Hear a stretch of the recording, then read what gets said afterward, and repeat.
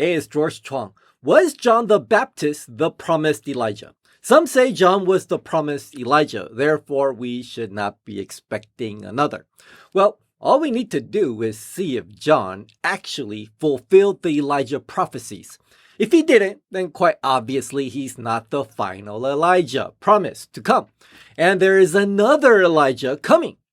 First, Jesus said concerning Elijah in Matthew 17:11, Jesus answered and said to them, "Indeed, Elijah is coming first and will restore all things." Jesus said this in Matthew 17, when John the Baptist had already been put to death. We were told that Herod had John beheaded in Matthew chapter 14, 3 chapters earlier.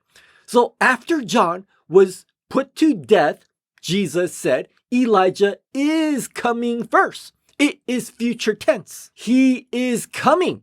Next, what will this coming Elijah do? Well, according to Jesus, he is coming and will restore all things. Did John the Baptist restore all things? Well, let's see what happened to John. Matthew 17, starting in verse 10. And his disciples asked him, saying, "Why then do the scribes say that Elijah must come first?"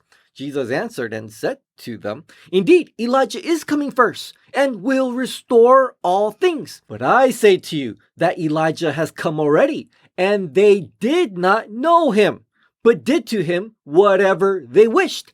Likewise, the Son of Man is also about to suffer at their hands." Then the disciples understood that he spoke to them of John the Baptist. Lots of things are being implied and said here, so we'll take it one step at a time. First, what happened to John? Jesus told us they did not know him and did to him whatever they wished. The religious leaders rejected him, and he was ultimately killed by Herod. They didn't believe John was sent by God. They did to him whatever they wished. So what did John restore? Nothing, according to what we read. That wasn't his job. John's job was to prepare a people to receive the Messiah. John turned the common people to the Lord. He wasn't tasked with restoring anything. The angel Gabriel said to John's father, Zacharias, in Luke 1, starting verse 16, "And he will turn many of the children of Israel to the Lord their God. He will also go before him in the spirit and power of Elijah, to turn the hearts of the fathers to the children, and the disobedient to the wisdom of the just, to make ready a people prepared for the Lord." So John was indeed Elijah, but he was not the final Elijah. This is what you must understand. Elijah comes first. He always comes to prepare the way of the Lord. He gets the people ready, to make ready a people prepared for the Lord. Now, here's the catch. There are two comings of the Messiah. Jesus comes twice. Now, here's the second catch. If Jesus comes twice, then there will be two Elijahs. One to prepare the way for the Lord's first coming, and another to prepare the people for his second coming. His second coming will be to come and get his bride, the church. The bride must be prepared for his coming. They're not going to be standing around saying, "I didn't know I was supposed to get married." Now, the disciples did not know there would be two comings of the Messiah. This was essentially unknown. They all thought Jesus would set up his kingdom. Even John the Baptist thought that. So the disciples immediately noticed a theological problem as they were up on the mountain with Jesus. Jesus took Peter, James, and John up on a high mountain. Matthew 17, starting in verse 2. "And he was transfigured before them. His face shone like the sun, and his clothes became as white as the light. And behold, Moses and Elijah appeared to them, talking with him." The disciples are immediately confused because there's Jesus talking with Elijah. But the scribes say that Elijah is supposed to come first. What's going on here? Matthew 17, verse 9. Now, as they came down from the mountain, Jesus commanded them, saying, "Tell the vision to no one until the Son of Man is risen from the dead." They had no clue what this rising from the dead meant. But Jesus had already been hinting many times that he would die and rise from the dead. Then he would go to heaven and come back a second time to get his bride. After he does that, then he sets up his kingdom on earth. So now we break it down. Matthew 17, starting in verse 10. And his disciples asked him, saying, "Why then do the scribes say that Elijah must come first?" "Jesus, you're already here, but where's Elijah?" The scribes say he's supposed to precede the Messiah. Jesus answered and said to them, "Indeed, Elijah is coming first and will restore all things." Yes, that is correct. Indeed, Elijah does come first, and he's going to restore all things. Restoring all things is new information Jesus is giving us, by the way. We don't get that in the Old Testament. The only thing we knew about Elijah's coming was in Malachi's prophecy, which we'll get to later. Verse 12. "But I say to you that Elijah has come already, and they did not know him, but did to him whatever they wished. Likewise, the Son of Man is also about to suffer at their hands." Then the disciples understood that he spoke to them of John the Baptist. So Jesus tells them that's all correct, but he changes their focus to the here and now. But guess what, guys? Elijah already came, and they did to him whatever they wished. Likewise, and that's very important, likewise, the Son of Man is also about to suffer at their hands. What? Why was Elijah supposed to suffer? And likewise, Jesus the same way. Why do they both have to suffer? This wasn't the Old Testament prophecy. The Old Testament prophecy was that Elijah would be so powerful and effective in his ministry that he would essentially prevent God from destroying the world, as he did in Noah's day. Elijah turns the tide of the battle so God won't destroy the earth with a curse. That's complete destruction. Jesus says a little bit more in Mark's gospel, which is basically Peter's account. And Peter was on that mountain with James and John. Mark 9:12. Then he answered and told them, "Indeed, Elijah is coming first and restores all things. And how is it written concerning the Son of Man? That he must suffer many things and be treated with contempt." You guys ever think about that? How is it, or why is it written that the Messiah must suffer many things? Why was this written, guys? Think about it. Because I must die in my first coming. Then in my second coming, Elijah will first come and restore all things. Then I'll return for my bride and set up the kingdom. Wait, let me elaborate. Jesus comes and gets his bride and takes her to heaven. Then God's wrath is poured out on this sinful, wicked world. That's called the Great Tribulation. Then Jesus returns and sets up his kingdom. That's more accurate. So after Jesus asks them this question about his suffering, then he tells them, hey, Elijah already came and suffered. And now likewise, he must also suffer. Now this likewise is important because it tells you something. The Elijah prophet that precedes Jesus is a sign of the Messiah. If you want to know what's going to happen to the Messiah or what's he going to do, you look at the Elijah forerunner. Why did Jesus say the future coming Elijah will restore all things? Because Jesus will ultimately return to restore the earth. But Elijah will likely be a glimpse of that restoration. Now let's see if John the Baptist fulfilled the Elijah prophecy in Malachi. Malachi 4:5. Behold, I will send you Elijah the prophet before the coming of the great and dreadful day of the Lord. And he will turn the hearts of the fathers to the children, and the hearts of the children to their fathers, lest I come and strike the earth with a curse. Well, John did come before the great and dreadful day of the Lord, but he's kind of 2,000 years too early. Because look at his main job description, according to the last verse.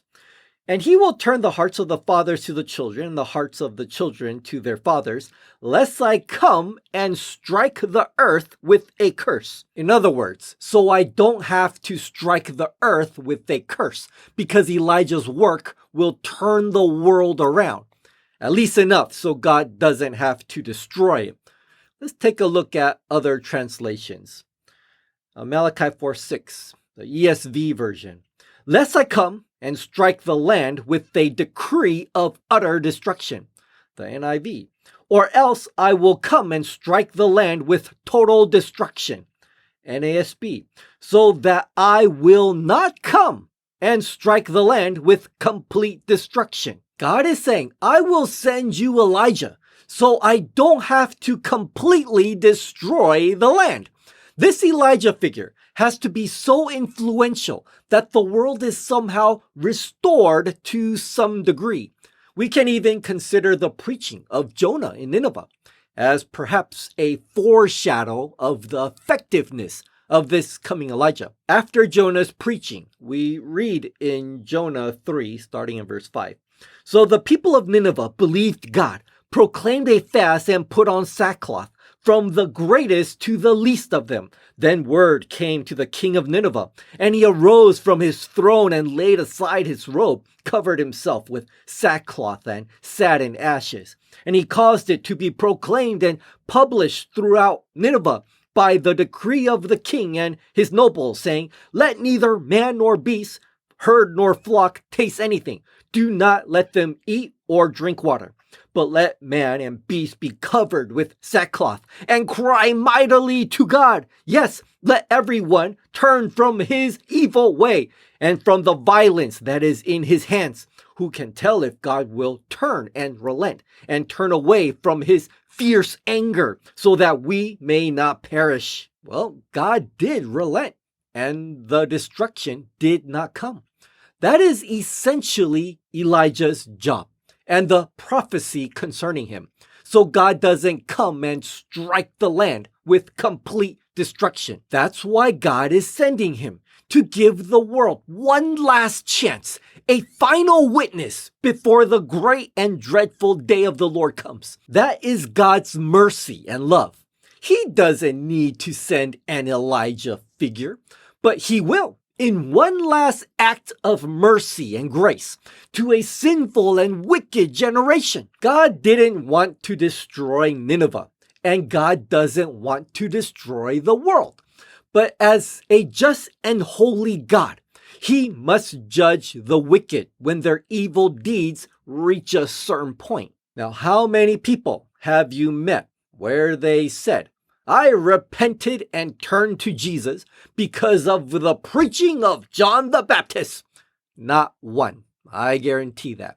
John was 2,000 years too early. If you are a Christian, it's because someone preached the New Testament to you and shared with you the words of Jesus and the apostles. It wasn't because of John's preaching. Now, John fulfilled his job perfectly. He got a people prepared for the Lord. John's job was to introduce Jesus to the people and get them to repent, which many did.